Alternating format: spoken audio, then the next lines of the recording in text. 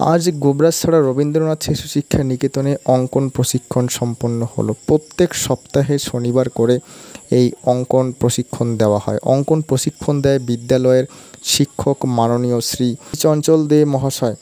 বিদ্যালয়ের প্রধান শিক্ষক মাননীয় শ্রী মিঠুন চন্দ্র বর্মন মহাশয় জানান, তাদের বিদ্যালয়ে ছাত্রদেরকে পড়াশোনার পাশাপাশি বিভিন্ন অ্যাক্টিভিটিস নিয়ে প্রশিক্ষণ দেওয়া হচ্ছে। তার মধ্যে রয়েছে অঙ্কন, তার সাথে রয়েছে নৃত্য এবং সেই সাথে জুড়ে দেওয়া হয়েছে ক্যারাটে।